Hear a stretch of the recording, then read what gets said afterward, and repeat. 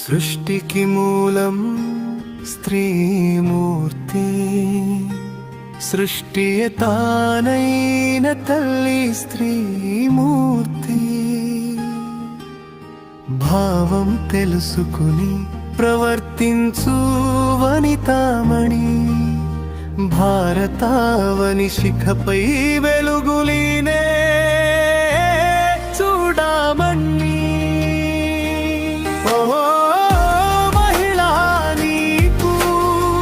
శుభాకాంక్షలు మహిళా నీకు శుభాకాంక్షలు.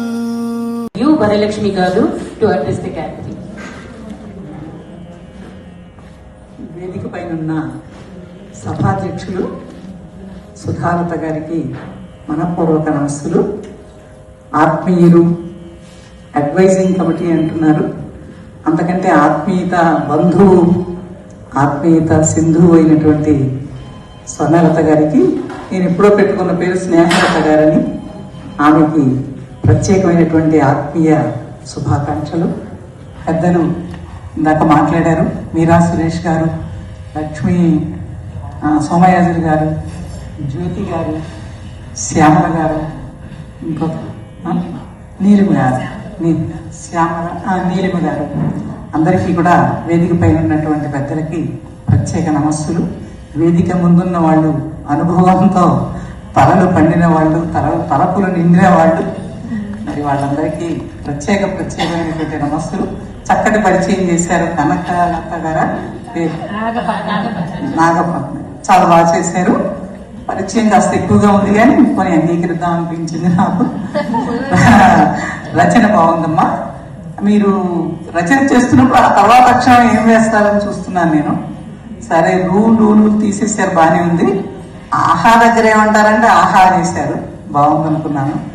ఆహా కదా, సరే ఆహా బాగుంది, ఆహా అనిపించేట్టు రాశారు, బాగుందమ్మా, అభినందనలు.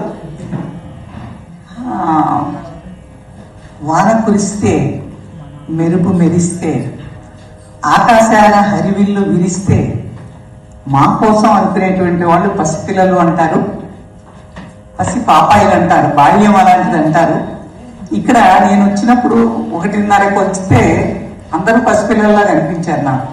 హాయిగా, ఆహ్లాదంగా అది గుర్తొచ్చింది, శ్రీశ్రీ గారి కవిత గుర్తొచ్చింది నాకు. మరి ఏం జరిగినా మన కోసమే అన్నట్లుగా వయస్సుని మనస్సుని కూడా మరిచిపోయి చక్కగా చిన్న చిన్న లాస్యం లాంటివి చేస్తున్నారు. ముచ్చటపడ్డాను, మురిసిపోయాను నేను. అంటే ఇంకాస్త ముందొస్తే మనం కూడా ఇందులో కలిసే వాళ్ళమేమో, చూసి ఆనందించే వాళ్ళం అనుకున్నాను. బాగుంది, చాలా సంతోషంగా కార్యక్రమాన్ని చాలా చకచకితంగా నడిపించారు. మంచి సరదాగా, ఎందుకంటే అలాంటి కనీసం కొన్నిసార్లు మనకి మన మనస్సే మనం పెట్టుకుంటాం చాలా నియమాలు, నిష్టలు, అందులోంచి బయటకు రావాల్సిన అవసరం ఉంది. మనస్సు గురించి ఎక్కడో అన్నట్టు గుర్తు, మనస్విని అనే పేరు చాలా బాగుందమ్మా. మీరు మనస్విని నాకు అనిపిస్తున్నారు నాకు చూడబోతే. ఎందుకంటే మన ఏవ కారణం మనుష్యాణం బంధం మోక్షయోగం, సంస్కృతం పదే పదే వస్తే మీరందరూ నన్ను మన్నించాలి. అందుకని అందులో పుట్టి అందులో పెరిగిన దాన్ని నేను.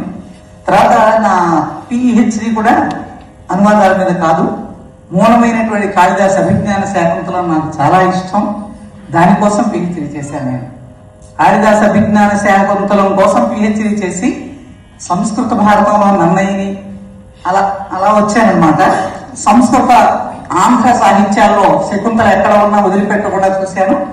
ఎందుకు చెప్తున్నానంటే, ఎప్పుడో విషయం, డాక్టరేట్ చెప్పుకోవాల్సిన అవసరం లేదు, కానీ కాళిదాసు మీద ఉన్న అభిమానాన్ని విస్మరించలేక, అనువాదాలంటే కాళిదాసు ఉండరు కదా, కవయ కాళిదాసాధ్య కవయ వైమోప్యమి అంటారు మా వాళ్ళు. ఎందుకంటే పర్వతే పరమాణవచ పదార్థత్వం ప్రతిష్ఠితం అంటారు. కవి కాళిదాసేనట, కవి కాళిదాసే నేను కవిని. పర్వతంలో అణువులు ఉంటాయి, పరమాణువులోనూ అణువులే ఉంటాయి కదా అన్నట్టు ఎవరో మామూలుగా ఇవ్వడం. అందువలన మరి ప్రాచీన కులంలో మనం లెక్క పెట్టాలంటే ముందు ఈ వేలు మడుస్తాం మనం. పూర్వం ఇలా మడిచేవారు. ఇప్పుడు లెక్కలన్నీ కంప్యూటర్ల మీద నడుస్తున్నాయి అనుకోండి, క్యాలిక్యులేటర్స్ మీద. పురాకవీనాం గణనా ప్రసంగే కనిష్ఠికాధిష్ఠిత కాళిదాస అధ్యాపిత తుల్య కవే రభావ అనామిక సాధ్వతి బభువ.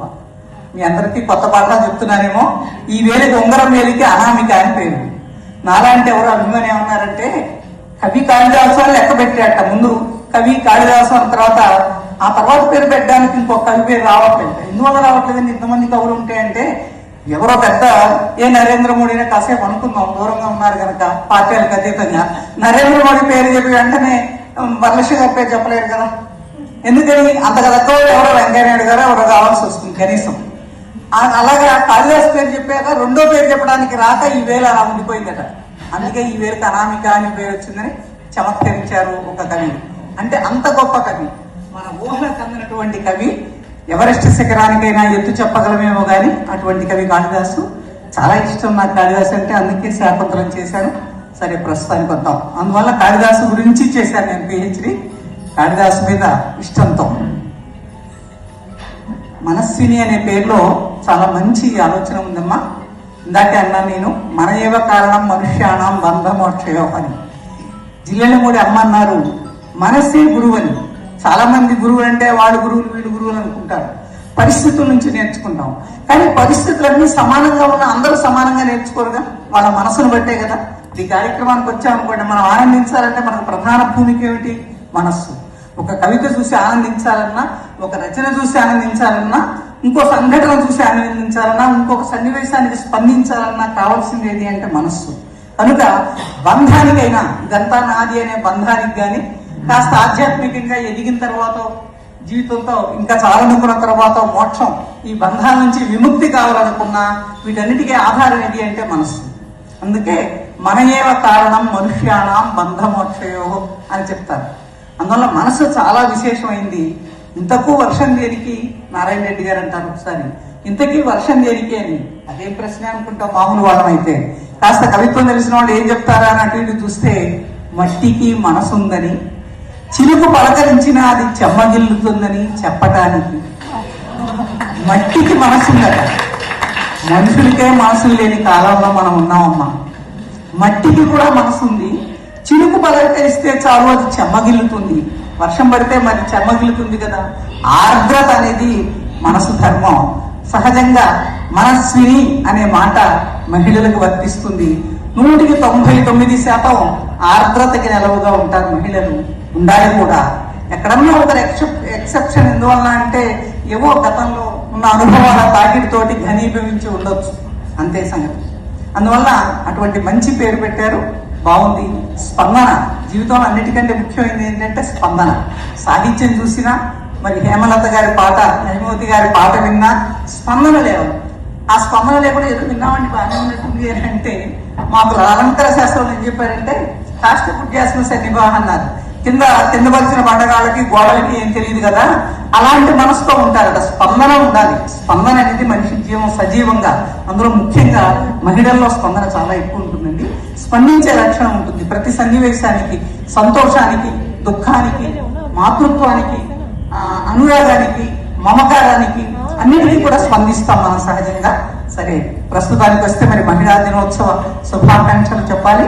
దానికి ముందే మనస్సులో పడి నేను వెళ్ళిపోతున్నాను మా ఆంధ్రంగా. మరి మహిళా దినోత్సవం జరుపుకోవడం చాలా సంతోషం. దీని నేపథ్యం గురించి మీ అందరూ ఎవరికి మైక్ ఇచ్చినా గంట సేపలా చెప్తారు కనీసం. ఎందువల్ల అంటే ఏ పరిస్థితుల్లో, ఏ దేశంలో, ఏ తేదీల్లో ప్రారంభమైంది, ఎక్కడ స్థిరపడింది, ఇలాంటి విషయాలు చాలా చాలా ఒక శతాబ్దానికి ముందు అన్యాయం జరుగుతుందని గ్రహించిన మహిళల ఆర్తి నుంచి, ఆక్రందన నుంచి వచ్చిన ఆవేదన నుంచి వచ్చింది మహిళా దినోత్సవం. అంతేమీ మరి గులాబీ రేగులు పరిచినటువంటి పట్టుపరుపుల మీద నుంచి రాలేదండి. చాలా శ్రమ దోపిడీకి గురై ప్రపంచ యుద్ధం జరిగినప్పుడు ఇంట్లో మనుషులు కరువై, ఆలనా పాలన లేక, తినటానికి తిండి లేక, మనసుకు శాంతి లేక, బిడ్డలకు అన్నం లేక ఉన్న పరిస్థితుల్లో మాతృమూర్తుల హృదయాల్లో నుంచి ఘోషిస్తూ వచ్చినటువంటిది ఈ కేవలం శ్రమశక్తిని దోచుకోవడం మాత్రమే కాదు, మరి అందరికీ కూడా బ్రెడ్ కావాలి, శాంతి కావాలి. తినడానికి తిండి, శాంతి రెండో అవసరం. మనకు తిన్నా తినకపోయినా బిడ్డలకు పెట్టుకోకుండా ఉండలేరు ఏ తల్లి అయినా, మనము తినకుండా ఉండలేము. మరి ఎందరో సైనికులు మరణించినప్పుడు ప్రపంచ యుద్ధంలో, యుద్ధం శాంతి కోసం అంటారు. మనం ఇప్పుడు ప్రస్తుతాన్ని గురించి మాట్లాడడానికి మనకు సమయం లేదు, అవకాశం లేదు, అవగాహన కూడా లేదు నాకైతే ఏది కరెక్ట్ అని. యుద్ధం ఎందుకంటే అంటే శాంతి కోసం అంటున్నారు. ఇంకేం చేస్తాం మనం? శాంతి కోసం కూడా యుద్ధాలు చేస్తారు కాబట్టి మనకు అర్థం అవటం లేదని, సరేలే వయసు అయిపోయినట్టు మనకు అర్థం కావడం అని సరిపెట్టుకుంటున్నాం మనం. అంతర్జాతీయ విషయాన్ని మనం మాట్లాడలేకపోయినా అంతర్జాతీయంగా మహిళలు గలమెత్తినటువంటి సందర్భం, అలాంటి ప్రత్యేకమైనటువంటి సందర్భం. అక్కడ కూడా శాంతి కోరుకున్నారు. శాంతి కాముకులు మహిళలు సహజంగా. మాతృత్వం కాబట్టి బిడ్డలంత పిడికడు అన్నం పెట్టుకోవాలనే ఆర్తిలో నుంచి వచ్చింది. మొట్టమొదట శ్రమశక్తిని దోపిడీ చేస్తూ వీళ్ళకంటూ ఒక అభిప్రాయం లేదు, ఓటు హక్కు లేదని మీ అందరికీ తెలిసిన విషయం. నేను చెరువిద చరవణంగా చెప్పక్కర్లేదు. ఓటు హక్కు లేదంటే అర్థం ఏంటి? అభిప్రాయం లేదనేగా. మీకు అభిప్రాయం ఉంటే ఓటుగా వ్యక్తం చేస్తాం మనం. అది అమ్ముకుంటున్నారా మరొకటి చేస్తున్నారా తర్వాత ఈనాడు పట్టిన గతి గురించి నేను మాట్లాడను. కానీ ఓటు పవిత్రమైంది. ఎవరికి వాళ్ళకి చాలా చక్కటి అభిప్రాయంతో చేసుకోవాల్సిన ఓటు హక్కు స్త్రీలకు లేదంటే వీళ్ళని కనీసం మనుషులుగా గుర్తించలేదు. అభిప్రాయం కాదు, ఒక ప్రాణిగా కూడా, అంటే ఒక మనసున్న మనిషిగా గుర్తించలేదు. వాళ్ళ వివేకానికి విచక్షణకి కనీసమైన స్థానం లేదనడానికి మరి ఆ ఉద్యమశీలం గురించి చాలా మనం మాట్లాడుకోవాలి. అటు వెళ్తే అలా వెళ్ళిపోతాం కనుక మరి భారత కోకిల సరోజినీ నాయుడు గారిని నేను స్మరించకుండా ఉండలేను. భారత కోకిల సరోజినీ నాయుడు లాంటి వాళ్ళు పూనుకుని ఎన్నో విషయాలు, ఎన్నో చరిత్రలు, ఎన్నో ఉద్యమాలు ఎన్నో చేస్తే ఈనాడు మనం ఇలా ఉన్నాం. ఒకనాడు చదువు నిషేధం, ఒకనాడు నవ్వు నిషేధం, కొన్నాటికి నా పుట్టుకే నిషేధం. ఎవరో చెప్పారు, నేను అమ్మ కడుపులో ఉన్నట్టు తెలియగానే అమ్మ నన్ను ప్రేమిస్తుందని తెలిసినప్పుడు నాన్న ఫిల్డును కొట్టిన చెప్పదెబ్బకి నేనెవరో నాకు తెలిసింది. అమ్మని కొట్టిన చెప్పదెబ్బకి అంటే నీకు ఆడపిల్ల కావాలా, ఆడపిల్లని కంటావా అన్న మూర్ఖులు ఉన్న కాలం కూడా మధ్యకాలంలో ఉంది కదా. నేను అమ్మ కడుపులో ఉన్నప్పుడు నన్ను కావాలని అమ్మ అనుకుంటుందని తెలియగానే పెళ్లిని కొట్టిన చెంపదెబ్బకి నేనెవరో నాకు తెలిసింది. నేను నిషిద్ధ జీవినని, నేను ఒక స్త్రీనని, నేను ఒక నిషిద్ధ జీవినని. ఒకనాడు నా నవ్వు నిషిద్ధం, ఒకనాడు నా చదువు నిషిద్ధం, ఈనాడు నా పుట్టుకే నిషిద్ధం. అంటే ఇవాళ వర్తమానం కాకపోవచ్చు. ఏ గిరిజన తండాల్లోనో అనాగరికమైన ప్రదేశాల్లోనో ఆడపిల్ల పుడితే వడ్ల గింజ వేసి చంపేసినటువంటి కాలం కూడా చరిత్రలో ఉంది. చరిత్రను మనం విస్మరించకూడదు. ఇవాళ మనం చాలా స్వేచ్ఛను అనుభవిస్తున్నాం. నిజంగా ఇందాక మరి ఆ కవిత పంపించమంటే పురుషులందు పుణ్య పురుషులు వేరయ్యా అని పురుషులను మనం ద్వేషించకూడదు. నాకు చాలా చాలా గౌరవం ముందు మహిళల కంటే పురుషుల మీద. మూల విరాట్టులైనటువంటి పురుషులు అలా మూలన కూర్చుని మన కార్యక్రమాలన్నీ నిర్వహిస్తుంటారు. మనం రంగస్థలం మీద ఉంటాం, మూలల్లో వాళ్ళున్నా నిర్వహించేది వాళ్ళు. నా స్వానుభవం అండి, ఇది పరానుభవం కాదు. అందుకని పురుషుల్లో కూడా చాలా పుణ్య పురుషులు ఉంటారు, ఎన్నో చేస్తారు. కానీ ఒకనాడు సమాజంలో అణగదొక్కబడ్డం మాత్రం జరిగింది. ఆడపిల్లలు ఎందుకు అనేటువంటి భావం ఖచ్చితంగా వచ్చింది అనేది స్పష్టమైన విషయాలు ఎన్నో ఉన్నాయి మనకి. మనందరం కాదనలేని ఒక పాత్ర ఉంది. స్త్రీలేంటి, పురుషులేంటి, వాళ్ళేంటి, వీళ్ళేంటి, అందరూ కూడా అమ్మ నేను 2 అక్షరాల మాట వింటే పులకించని మనసు ఉండదు.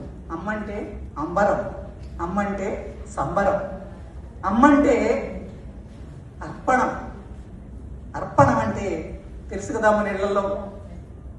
అమ్మంటే ఆదర్శాలకు దర్పణం, దర్పణం అంటే అర్థం.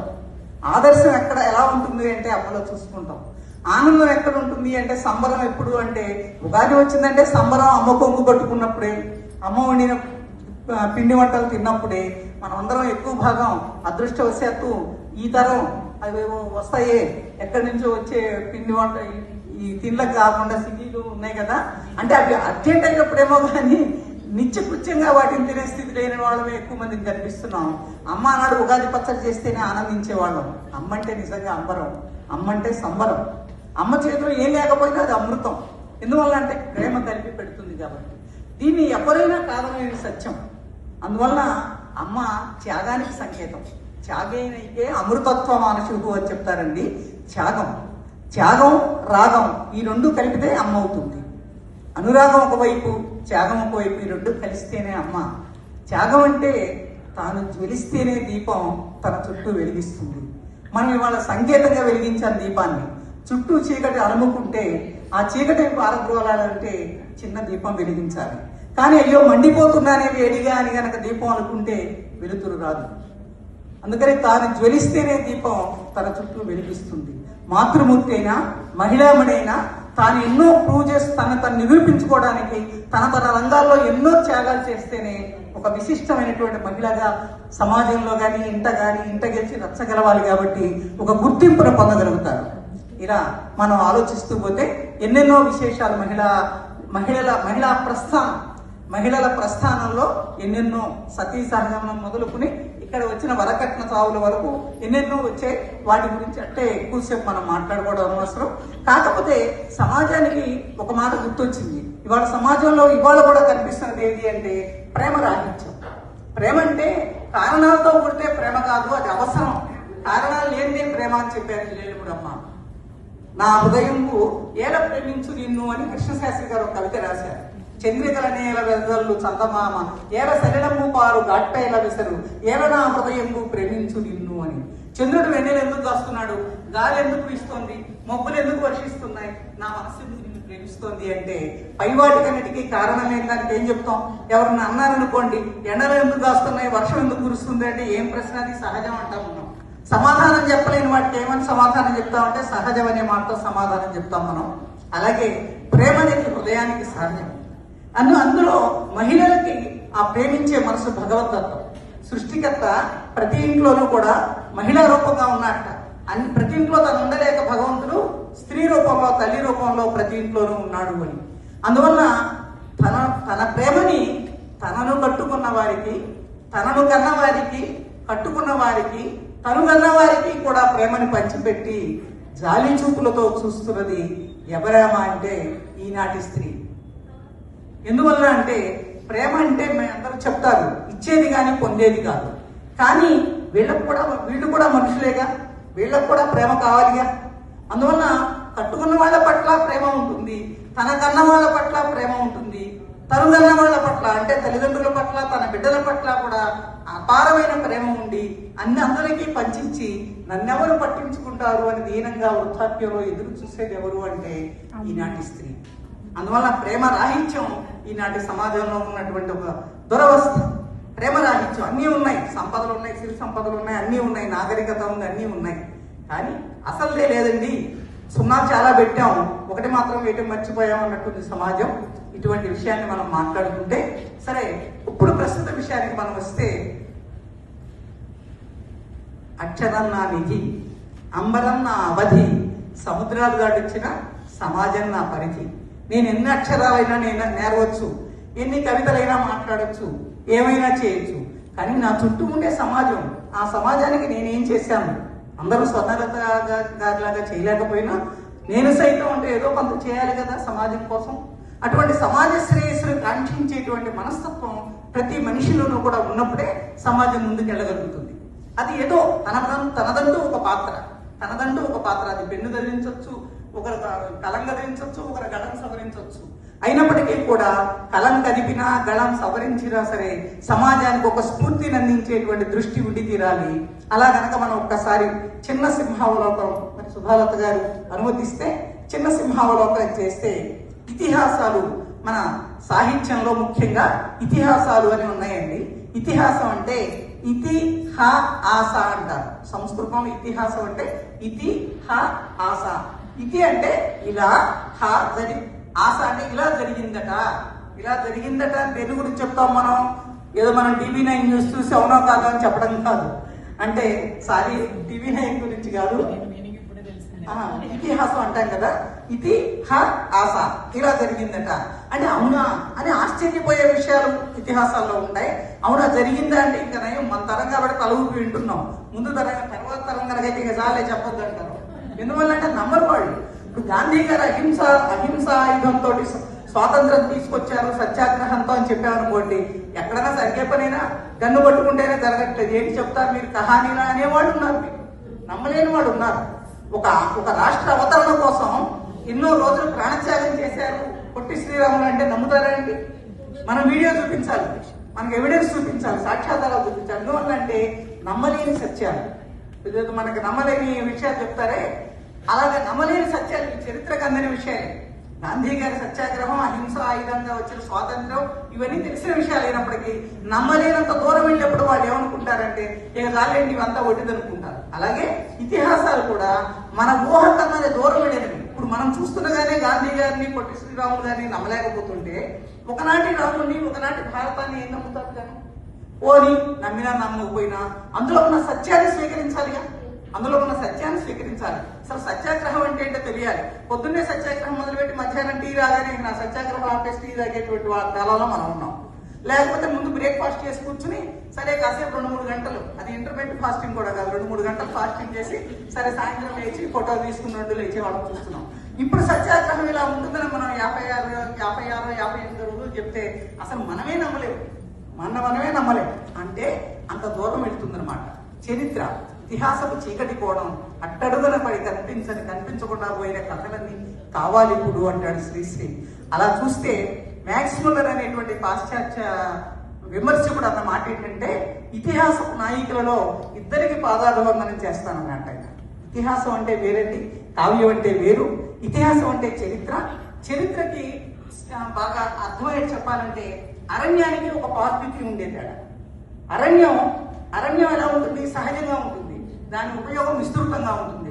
లేదండి మా ఊర్లో పార్క్ ఉంది, చాలా బాగుంటుంది, మా దగ్గర సెంట్రల్ పార్క్ అసలు ఎలా ఉంటుంది అనుకున్నాను చెప్పామనుకోండి, సెంట్రల్ పార్క్ అరణ్యానికి ఏంటి సంబంధం? 4 మొక్కలు పెట్టుకుని నువ్వు అక్కడ కూర్చున్నది పార్క్ అనుకుంటున్నావు. అరణ్యం సహజ శోభ, సహజత్వం, అది దైవ సృష్టి, అది సహజంగా ఉపయోగకరం. అరణ్యాన్ని దాంతో పోల్చడం ఎలా కుదరదో జీవితాన్ని సినిమాతో పోల్చగలమా? ఏమండి దసరా పిల్లలు వాటి భలే ఎగిరారు, మనం కూడా ఒక డాన్స్ చేద్దామంటే ఎలా ఉంటుందండి? రోజు ఇంటి దగ్గర కొన్ని ఇంటి వేదిక మీద అయితే వేస్తున్నారు, ఇప్పుడు నాకు తెలియదు ఆ విషయం. కానీ అంటే మనం ఇంటి దగ్గర కూడా ఒకసారి ఎప్పుడైనా పాట పాడుకున్నాం రండి అంటే ఇక చాలు అంటారు. ఎందువల్లంటే జీవితం వేరమ్మా, సినిమా వేరు. సినిమాకి జీవితానికి ఎంత తేడా ఉందో ఇతిహాసానికి కావ్యానికి అంత తేడా ఉంటుంది. సంస్కృతంలో వ్యాసుడు రాసినటువంటి అన్ని ఇతిహాసాలు, రామాయణం కానీ భారతం కానీ, వాల్మీకి రాసిన రామాయణం కానీ, మరి వ్యాసుడు రాసిన భారతం కానీ ఇతిహాసాలు. మనకి అవి రెండు కళలాంటివి. రామాయణ భారతాలు అంటే మనకు రెండు కళలాంటివి. రామాయణంలో సుమిత్ర పాత్రకి, భారతంలో కుంతి పాత్రకి ఆ ఇద్దరు త్యాగానికి సహనానికి పెట్టింది పేరు లాంటి వాళ్ళు కాబట్టి వాళ్ళకి పాదాభివందనం చేస్తారన్నమాట. మనకు తెలుసు రామాయణంలో కౌసల్య, సుమిత్ర, కైకేయి ఈ ముగ్గురుంటే ఇంకా పాత్రలన్నీ గురించి చెప్పక్కర్లా. కౌసల్య తన బిడ్డ రాముడు పట్టాభిషేకం కాలేదని బాధపడింది, అరణ్యవాసానికి ఎందుకు వెళ్ళాలని బాధపడింది కౌసల్య. సరే కైకేయి కూడా ఆయన ఎందుకు మా అబ్బాయే కావాలని కోరుకుంది. ఈ 2 చోట్ల ఖచ్చితంగా ఒకళ్ళు జరగడంతో బాధపడ్డారు, ఒక జరిగేది ఆపిమని స్వార్థంగా కావాలనుకున్నారు. ఈ 2 కాకుండా నిశ్శబ్దంగా మరి అంతర్వాహిని అయిన సరస్వతి లాగా తనకు తనే ఆ సన్నివేశాల్లో ప్రవహించేటువంటి వ్యక్తిత్వం కలిగిన ఒక వ్యక్తి ఉంది, ఆవిడే సుమిత్ర. ఆమె ఏమన్నదంటే, రాముడికి అరణ్యవాసం అయితే రాముడు బయలుదేరి వెళ్ళబోతుంటే లక్ష్మణుడు నేను కూడా వెళ్తానన్నాడు. రాముడు లేకుండా నేను ఉండలేదు కాబట్టి నీకేం పని రాబాయి, నేను ఎవరన్నా వెళ్ళమన్నారా అంటారు ఎవరైనా. ఏ తల్లి అయినా ఏమంటారంటే నీకేం పని, నేను ఎవరన్నా వెళ్ళమన్నారా అంటారు. కానీ అలా అనలేదు సుమిత్ర, అలా అనలేదు. ఏమన్నంటే సృష్టస్వం వనవాసాయ, నువ్వు పుట్టిందే అరణ్యవాసం కోసం. స్వనురక్త సుహృజనే, నీ ఆత్మీయుల పట్ల నీకు ప్రాణం, ఆత్మీయత ఉంది. అందువల్ల మరి నువ్వు వెళ్ళావు రాముడితో, ఒక్క క్షణం కూడా ఏమరపాటు లేకుండా అన్నాన్ని సేవించుకోని చెప్పి. పుత్ర భ్రాతరి గచ్చతి అంటే కాస్త సంస్కృతం కాబట్టి ఇబ్బందికరంగా ఉంటుందేమో తగ్గిస్తున్నాను నేను. అందువల్ల అంటే ఎవిడెన్స్ గా చెప్పాలి కాబట్టి సంస్కృతం చెప్తున్నాను. అందువల్ల నువ్వు పుట్టిందే వనవాసం కోసం, అందుకే నీకు అంత అనురక్తి నీ అన్నంటే. కనుక నువ్వు వెళ్ళినప్పుడు ఏమాత్రం రామే ప్రమాదం ఆకాంక్షి. ప్రమాదం అంటే మనం అనుకునే డేంజర్ కాదమ్మా, ప్రమాదం అంటే ఏమరపాటు. ఏమాత్రం ఏమరపాటు లేకుండా రాముని సేవించుకో అని చెప్పింది. శత్రుఘ్నుడిని భరతుడికి, మరి లక్ష్మణుడేమో రాముడికి సేవకు అంకితం చేయగలిగినటువంటి మహోదాత్తమైనటువంటి పాత్ర సుమిత్ర. ఇంకా పైపెచ్చి ఏం చెప్తుందంటే, రామం దశరథం విద్ధి మాం విద్ధి జనకాత్మజాం అయోధ్యాం అటవీం విద్ధి గచ్చతాత యథాసుఖం. నువ్వు అరణ్యానికి వెళ్ళినప్పుడు రాముని దశరథం అనుకో, అన్న కాదు తండ్రి అనుకో. రామం దశరథం విద్ధి మాం విద్ధి జనకాత్మజాం, సీతాదేవిని ఏమనుకోవాలి, నేననుకో, తల్లి అనుకో. ఇంకా అయోధ్యని అడవి కదా అంటే అడవినే అయోధ్య అనుకో. గచ్చ తాత యథాసుఖం, తాత అంటే ఓ బిడ్డ, ఓ బిడ్డ అని ఆత్మీయంగా మనం తండ్రి అంటాం కదా. గచ్చ తాత, హాయిగా నువ్వు అనుకున్నట్టుగా వెళ్ళిరా. ఇట్లా ఇంత సందేశం ఇవ్వగలిగినటువంటి పాత్ర మరొకటి లేదు. ఇది ఖచ్చితంగా ఆయన చెప్పాడు, వ్యాసుడు చెప్పిన, వాల్మీకి చెప్పిన మాటల్లో స్పష్టంగా నేను సంస్కృతంలోనే చెప్పాను. నీ మనసుకి ఎలా నచ్చితే అలా పెట్టు, కానీ మర్చిపోకు రాముడే దశరథుడు, రాముడే తండ్రి, సీతే నీకు తల్లి. ఇవాళ మనం చూస్తున్నారు, ఎవరైనా చూస్తుంటారు, మా మన్నించండి అలా అన్నందుకు. చూసే సీరియల్స్లో వాల్వర్స్లు ఉన్నాయా? ఎక్కడన్నా ఉన్నాయా? అసలు ఉన్నాయని మనకు గుర్తుంటుందా? వదిలేవరో మరిదెవరో ఇంకెవరో. ఇంకా అది మాట్లాడితే మళ్ళీ నేను వెళ్ళి ఒక నోరు కడుక్కోవాలంటారు పెద్దవాళ్ళు. అంత ఘోరమైన సంబంధాలు చూడలేదు నిజంగా. ఒక్కరోజు చూస్తే మళ్ళీ 360 రోజులు గుర్తుండేలా ఉన్నాయి కొన్ని సన్నివేశాలు చూస్తే. ఎవరెవరికి బాధ పెడుతున్నారో, లైన్ వేస్తున్నారో, ఈ భాష కూడా నేను మాట్లాడలేను. అంత భయంకరమైన సీరియల్స్ మనం చూస్తున్నాం. మహిళలే ఆదరిస్తున్నారు మా మన్నించండి ఇలా అంటున్నందుకు. నేను ఇక్కడ ఉన్నవాళ్ళని కాదు కదా, నిజంగా ఉద్యమించవలసిన విషయం అది. ఆయన సీతాదేవి తన నగలన్నీ వదిలేస్తుంది కదా, మనకు తెలుసు కదా, రావణుడు తీసుకెళ్ళేటప్పుడు ఆ నగలన్నీ తీసుకొచ్చి గుర్తుపట్టండి, ఇందులో ఏమన్నా సీతాదేవి తీసుకెళ్ళాడు కదా, ఇవి సీతాదేవి నగలేమో చూడమని లక్ష్మణుడు ముందు పెడతారు. ఆయన అంటాడు, ఆమె పెట్టుకున్న కేయూరాలంటే ఈ భుజాలకు పెట్టుకుంటారు అరవంకెలు అంటారే, ఆ అరవంకెలు నాకు తెలియదు. ఆమె నడుము పెట్టుకునే వడ్డాణం నాకు తెలియదు. మెడలో వేసుకునే హారాలు నాకు తెలియదు. చెవులకు పెట్టుకునే కర్ణాభరణాలు నాకు తెలియవు. మా వదిలివి పాద నమస్కారం చేస్తాను కాబట్టి పాద నూపురాలు మాత్రమే నేను గుర్తుపట్టగలను. నాహం జానామి కేయూరే, ఇది శ్లోకం మొదలు. నాకు వేరే ఆభరణాలు ఏమీ తెలియవు, పాద నమస్కారం చేస్తాను కాబట్టి వదిలికి ఆ పాద నమస్కారం చేసేప్పుడు నూపురాలు మాత్రం చూస్తానన్నాడు. ఇది మన చరిత్ర, ఇది సుమిత్ర పెంచిన పెంపకం. ఇలా పెంచగలిగితే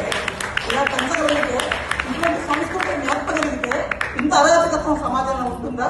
5 ఏళ్ల పిల్లల్ని అత్యాచారం చేసే మనస్థితి ఏ పురుషుడికైనా ఉంటుందా? తల్లి ఒడిలో పెరిగితే మమకారంతో తల్లి లాలించి పాలించి పెంచితే 5 ఏళ్ల ఆడపిల్లని మరి అత్యాచారం చేసి చంపేసేటువంటి మానసిక స్థితి ఏ పురుషుడికైనా ఉంటుందా? ప్రతి పురుషుడు ఒక తల్లి ఒడిలో పెరిగిన వాడే. కనుక సృష్టికర్త బహుతరమైన బాధ్యతని మహిళల మీద పెట్టాడు. తన ప్రతినిధులుగా చూశాడు మహిళల్ని. మనం ఇది వేసుకున్నామా, మనకుండొచ్చు, సరదాలు ఉండటంలో తప్పులేదు. కనుక తల్లిగా పెద్ద బాధ్యత ఉంది. మహిళ అనగానే పెద్ద బాధ్యత తల్లిగా. ఎందుకంటే సృష్టిలో ఆ పని స్త్రీ లేకుండా మరొకరు చేయలేరు కదా. ఒకవేళ వీళ్ళకి పిల్లలు పుట్టకపోతే మరొక స్త్రీనన్నా ఆశ్రయించవలసిందే తప్ప అటువంటి ఏర్పాటు భగవంతుడు ఎక్కడ చేశాడు? సృష్టికర్త ఇంకెక్కడ లేదు కదా.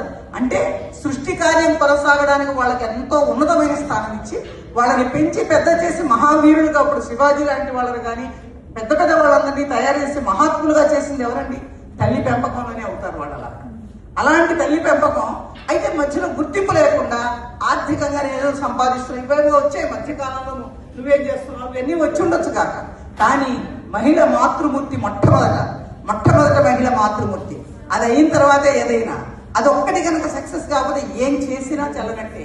ఏం చేసినా, ఎంత విద్వాంసురాలైనా ఎన్ని చేసినప్పటికీ కూడా తల్లిగా ఓడిపోతే సమాజం ఓడిపోయినట్టే, సమాజాన్ని చిన్నతనం చేసినట్టే. సమాజానికి మనం ఏదో ఘనకార్యాలు చేస్తే సంతోషం అమ్మా, కానీ ముందు అసలు మన పిల్లల్ని తగినట్లుగా పెంచుకోవడం చాలా అవసరం. ఎందుకంటే ఇది ఒక తరానికి చెప్పవలసిన అవసరం లేదు. ఒక తరం వాళ్ళు తర్వాత తరానికైనా సరే పిల్లల్ని ఎలా పెంచుకోవాలనే విషయం 3వ తరానికి చెప్పకపోతే మనం ఎన్ని క్రమశిక్షణలు, ఎన్ని రాజ్యాంగాలు, ఎన్ని నేరాలు చట్టాలు ఎన్ని చూసినా, ఎన్ని చేసినా మనం టీవీ ఛానల్స్ 10 పెట్టినా చాలలేదు మనం చూడడానికి.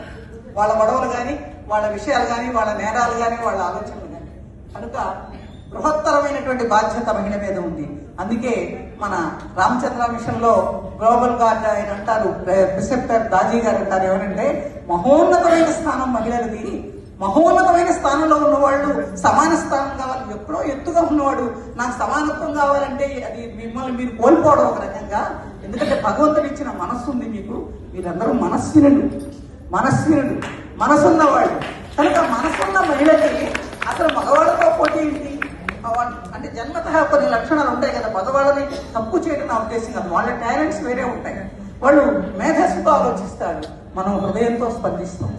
అది మనం తెలుసుకుని మనం ఏదో కోల్పోతున్నాం అనుకోకుండా మహిళలుగా, మాతృమూర్తులుగా మన పాత్రను మనం నిర్వహించగలిగితే చాలా ఉదాత్తంగా ఉంటుంది. మరి గురించి మాట్లాడడానికి సమయం లేదు. ఇతిహాస పాత్రలు కనుక వాటి గురించి మరోసారి మనం మాట్లాడుకున్నాం. చాలా చెడ్డగా అనుకునే గాంధారి పాత్ర, మామూలుగా ధృతరాష్ట్రుడు గాంధారి అంటాం కదా, గాంధారి పాత్ర నిజంగా గాంధారి అంటే కౌరవ తల్లి అంటే అమ్మో అనుకుంటాం మనం. కానీ గాంధారి పాత్ర కూడా చాలా ఉదాత్తమైంది. యతో ధర్మ తతో జయ. దుర్యోధనుడు యుద్ధానికి వెళ్తూ వస్తే ఆవిడ ఏముందంటే తప్పకుండా పిలుస్తావు బిడ్డ అనాలి కదా. మన తెలంగాణ భాషలో అయితే బిడ్డ నువ్వు గెలిస్తే ఎక్కవు అని చెప్పాలి. కానీ అలా అనలేదు. యతో ధర్మ తతో జయ. ఇక్కడ ధర్మం లేదని తెలుసు, ఆ మాట అనుకున్నా నువ్వు ఓడిపోతావుగా, నువ్వు చేసేవన్నీ దగులుబాజీ పనులు అనలేదు. యతో ధర్మ తతో జయ అని చెప్పగలిగింది. తర్వాత ధృతరాష్ట్రుడితో స్పష్టంగా, అంటే మనం అనుకుంటుంటాం కదా చాలాసార్లు అభిప్రాయాలు లేవు, వాళ్ళకి పాపం ఏం తెలియదు, వంటింటి ముందేదని. వాళ్ళు కార్యేషు దాసి కరణేషు మంత్రి అని చాలా సందర్భాల్లో చాలా ఉదాత్తంగా ఎన్నో సలహాలు. మంత్రి అంటే ఇవాళ మంత్రుడు కాదు, పోర్ట్ఫోలియో ఇస్తే ఉండి లేకపోతే పోయే మంత్రుడు కాదు. మంత్రి అంటే రాజ్యాంగం అంతా నడిపించేవాళ్ళు ఆ రోజుల్లో మంత్రులు, తెమ్మర్స్ లాంటి వాళ్ళు. కనుక అట్లాంటి గురుతరమైన బాధ్యతలు వహించిన మహిళలు ఎందరో ఉన్నారు. గాంధారి స్పష్టంగా చెప్పింది భర్తతో ఏమనంటే, నీ పుత్రుడు అవినీతుడు కూడా తెలిసి నీ నీ నీ కొడుకు చెడ్డవాడని తెలిసి ఎందుకయ్యా మాటకు చెప్తావు? నువ్వు కనుక పాండవులకు ఏమి ఇస్తే మాత్రం కాదనే వాళ్ళు ఎవరు తెలియదా అని భీష్ముడు లాంటి పెద్దవాళ్ళు కూడా చేయలేనటువంటి విషయాన్ని కుండ బద్దలు కొట్టినట్టు చెప్పింది ధృతరాష్ట్రుడి ముందు.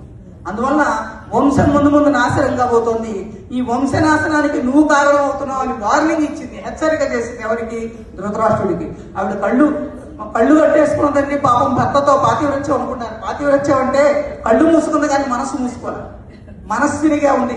అందుకే ఆవిడ ఆలోచిస్తుంది, పదే ఆలోచిస్తూ స్పష్టంగా చెప్పింది, ముందు కాబోయేటువంటి వంశ నాశనానికి నువ్వే కారణం అవుతావు. నేను చెప్తున్నాను, కుల విధ్వంసు కుల పాంసరుడైనటువంటి ఆ కొడుకుని విడిచిపెట్టు, లేకపోతే నువ్వే అందరికంటే నీచుడు అవుతావు. ధృతరాష్ట్ర సుతప్రియ అంటే ఏం చేసినా సరే నా కొడుకు అని వెంటేసుకొస్తావు అంటూ చెప్పిన మాటలు వింటే గగుర్పడుస్తుంది గాంధారేనా అని. ఏమండి, గాంధార అంత మంచిది కదా, మరి ఎందుకంటే గర్భం విచ్ఛిత్తి చేసుకుని అసూయపడింది అంటే మనిషి అన్న తర్వాత పొరపాట్లు చేస్తారమ్మా. పొరపాట్లతో ఉండేదే మానవత్వం. అక్కడి నుంచి ఎదిగితే మానవత్వం. పరిమితులతో ఉన్న మానవత్వాన్ని పరిమితులు లేని మానవత్వంగా మలుచుకున్నటువంటి పాత్ర కుంతి. మరొకసారి కుంతి గురించో మరొకరి గురించో మాట్లాడుకుందాం. కుంతి అంటే ఇంతులకు మేలు బంతి. అటువంటి కుంతి పాత్రని స్మరిస్తూ మరొక మహిళా దినోత్సవంలో, రోజు మహిళా దినోత్సవమే మనకి. ఎందుకంటే బాధ్యత కలిగిన మహిళలు కనుక ఉంటే, బాధ్యత కలిగిన పురుషులు, భావం తెలిసి ప్రవర్తించే మహిళలు. భార్యకి భర్తకి జిల్లెడు కూడా అమ్మ నిర్వచనం ఇచ్చారు. భార్య అంటే బాగా ఈ నగలు పెట్టుకునేది, భర్త అంటే స్టేటస్ సింబల్ పెద్ద కార్యస్థితివాడని కాదు, లేదా ఆయన భరించేవాడు భరింపబడేది కాదు. భావం తెలిసి ప్రవర్తిస్తే భార్య ఏం చెప్పక్కర్లా. ఆయన టీ తాగే వేళ అయింది అని మనకు తెలుస్తుంది. ఆయన పెట్టకూడదు అంటే నేనేం చెప్పలేనండి. అందువలన అది భావం తెలిసి ప్రవర్తిస్తే భార్య, చెప్పకుండానే బాధ్యత తీసుకుని నడుచుకోగలిగిన వాడు భర్త. బాధ్యత తీసుకునే భర్తకి భావం తెలిసిన భార్యలే ఉంటారు. ఆయన బాధ్యత ఉంటే మనకు భావం తప్పకుండా తెలుస్తుంది. అందుకే ఆయన నడుము వంచి నేను బాధ్యత పడతానని తాళి కడతాడు, మనం తల వంచి తాళి కట్టించుకుంటాం. తల వంచడంలో నా తలపులని ఇక మీద నీవని చెప్పడం, నడుము వంచడంలో బాధ్యతలన్నీ నేను స్వీకరిస్తాను అంటారు కదా. మన వాళ్ళు నడుము వంచాడండి పని కంటారు కదా, పాపం నడుము వంచుతారు తప్పకుండా. అందుకని తాళి కట్టేప్పుడైనా మంచి విషయాన్ని మొత్తం మీ అందరితో ఈ సాయంత్రం పంచుకునేది చాలా సంతోషం. సమయాభావం వల్ల ప్రసంగానికి కామ.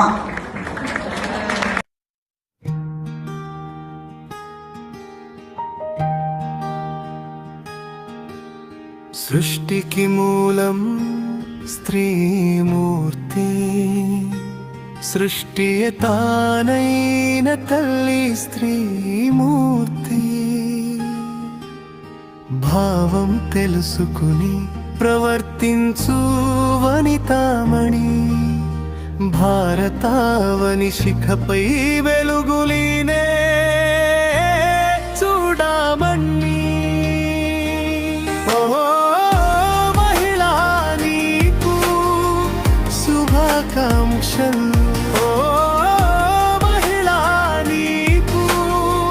శుభాకాంక్షలు.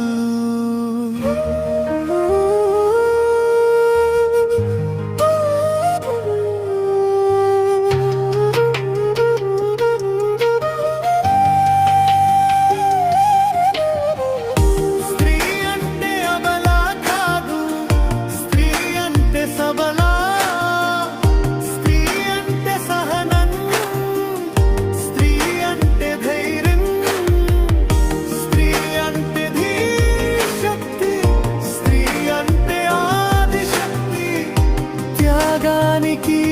దర్పణం ఒకే ఒక స్త్రీ మూర్తి.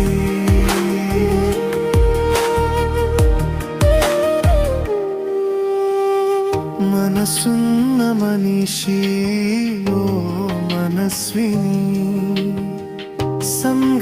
సంఘానికి నీవే భాగ్యశాలిని మనసున్న మనిషి ఓ మనస్విని సంఘానికి నీవే భాగ్యశాలిని సృష్టికి మూలం స్త్రీమూర్తి సృష్టియ తానైన తల్లి స్త్రీమూర్తి భావం తెలుసుకుని ప్రవర్తించు వనితామణి భారతావని శిఖపై వెలుగులీనే చూడమణి ఓ మహిళా నీకు శుభాకాంక్షలు ఓ మహిళా నీకు శుభాకాంక్షలు